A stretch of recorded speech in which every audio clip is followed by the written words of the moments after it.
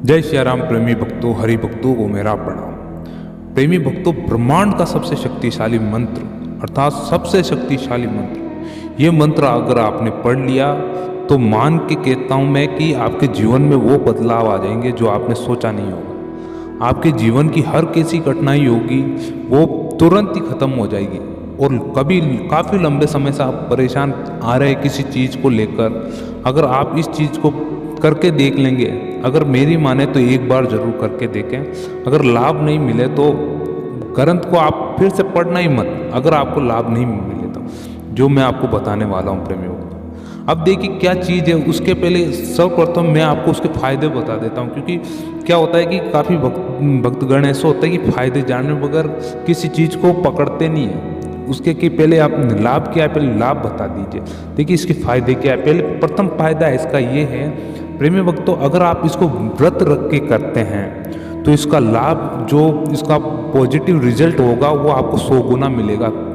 सात्विक हो गए, एकदम सात्विक, ये मान के चलिए। उस व्रत के दिन आपको कुछ भी विचार विकार नहीं होना चाहिए।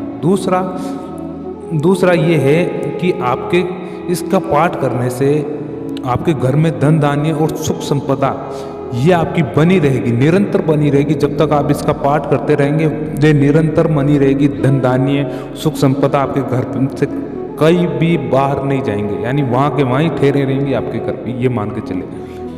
तीसरा ये है कि जो निसंतान है उसको संतान पक्ष की ओर से सुख मिलेगा। अर्थात उसके घर में कोई जैसे संतान ऐसी है कि जो काम नहीं करती है, अर्थात कुछ झगड़ालू है, उसका व्यवहार गलत है, संतान पक्ष से भी उसको सुख मिलने लगेगा। और जो नीप संतान है उसको संतान जरूर मिलेगी। चौथा ये है प्रेमी भक्तों की बृहस्पति की पीड़ा है जो दूर हो जाएगी। जो आपके ग्रह नक्षत्र के हिसाब से जो मानते हैं, जिसका बृहस्पति दोष है, वे बृहस्पति भी दूर हटने वाला है इससे। अब देखिए मैं एक चीज़ और बता देता हूँ जो पांचवा है। देखिए जो व्यक्तिगण वर्तमान समय में है, जो काफ़ी लंबी आयु ले चुके हैं, यानी कुंवारे होते हुए काफ़ी लंबी आयु हो गई, 32, 33 साल, 34 साल ऐसी उम्र हो रही है जिनके घर में, मान के चले उनके घर में अगर ये उपाय करके देख लिया आपने, उस व्यक्ति का या उस बच्चे का या उस बच्ची का जो उसको करेगी, उसका निश्चित रूप से विवाह बहुत शीघ्र ही होगा। देखिए और संतान उत्पन्न होने से, देखिए जो कठिनाई जिसके काफ़ी लंबे समय से जो स्त्रियां हैं, जो जिनके संतान नहीं हुई है, बच्चे नहीं हुए, 10-10, 15-15 साल हो गए, तो इसको करके देखिए आप एक बार। थोड़ा सा प्रभु पे विश्वास करें और करके देखिए तो आपको रिजल्ट जरूर है। सातवां है कि दाम्पत्य जीवन में आपके जो बाधा उत्पन्न हो रही है, बार बार अपने पति पत्नी में झगड़े होते हैं, तो इसको एक बार आप करके देखें। प्रभु की कृपा आप पे विशेष तौर पर होगी, श्री हरि और प्लस लक्ष्मी जी की अगर आपका स्वरूप ध्यान में रख के करते हैं तो आपके विशेष कृपा बनेगी। अब देखिए आठवां एक और बताता हूँ कि जिसका भाग्य फूटा हुआ है, एक तरह से बिल्कुल कोई भी काम नहीं आ रहा है, कुछ भी काम नहीं हो रहा है, तो उसका भाग्य उदय होने वाला है प्रेमी भक्तों। ये मान के चलिए उसका भाग्य उदय होने ही वाला है, अगर आप इसको निरंतर करते रहेंगे। ऐसा नहीं आप छोड़ेंगे।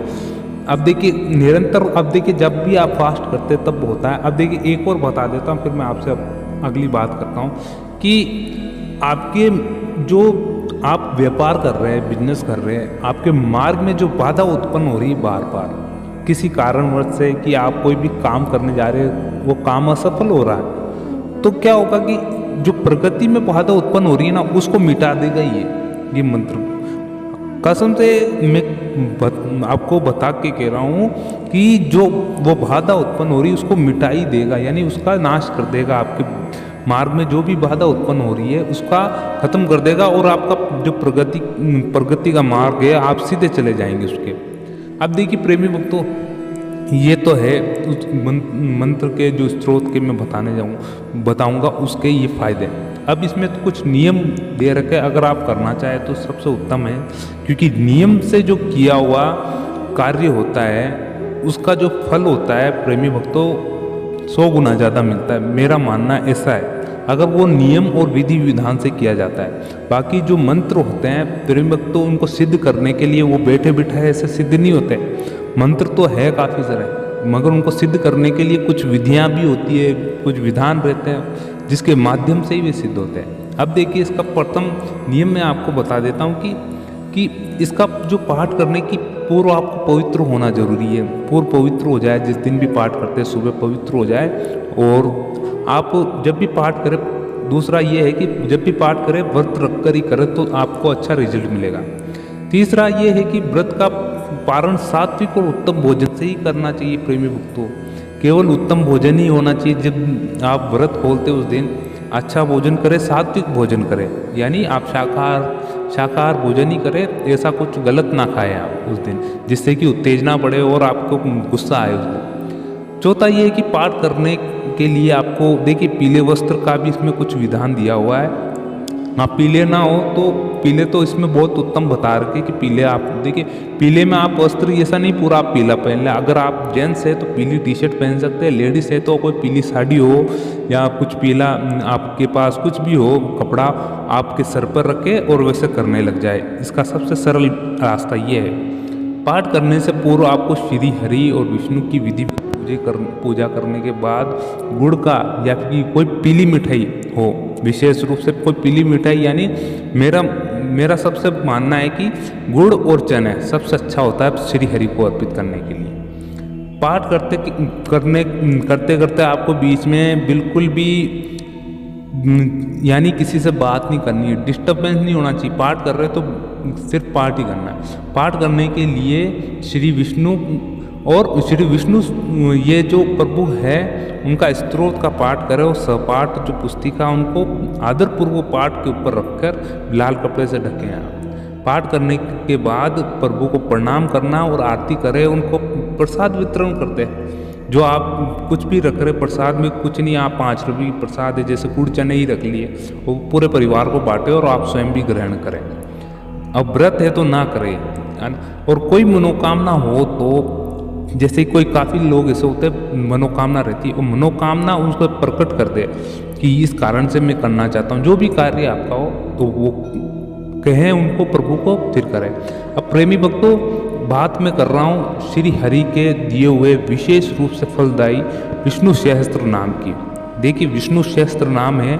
अब देखिए ये कलयुग के जब द्वापर युग अंत पे था, यानी महाभारत का युद्ध अंत पर आ चुका था और भीष्म पितामह बाणों की शैया पे लेटे हुए थे, तब जाके युधिष्ठिर और कृष्ण और पांडवों को सहित सबको बताया था वहाँ पर बुला के रात शाम संध्या काल के समय कि मुक्ति का क्या मार्ग है, कलयुग में सबसे सार्थक चीज़ क्या होगी, कौन ऐसा कुछ नाम बता दीजिए, कुछ ऐसा स्त्रोत बता दीजिए, तब बताया था प्रेमी भक्तों। अब ये कलयुग को दान है और सबसे शक्तिशाली मंत्र, सबसे शक्तिशाली मंत्र, फिर कह रहा हूँ सबसे शक्तिशाली मंत्र, ब्रह्मांड का सबसे शक्तिशाली मंत्र। अब देखिए विष्णु सहस्त्र नाम। अब देखिए मैं इसको पढ़ने में थोड़ा लंबा समय लगता है प्रेमी भक्तों, इसलिए इसको मैं आपको बता दूंगा इसमें कौन सा है और किस तरह का इसको आपको पढ़ना है और किस तरह से इसका ध्यान करना है।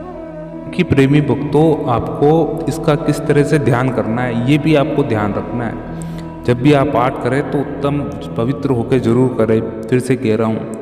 और इसको मैं आपको पूरा पढ़ के नहीं बता सकता यहाँ पर, क्योंकि काफ़ी 20 मिनट लगते प्रेमी भक्तों, क्षमा कीजिएगा अगर किसी को समय की पाबंदी हो रही हो तो 20 मिनट का तो समय इसमें चाहिए ही चाहिए आपको।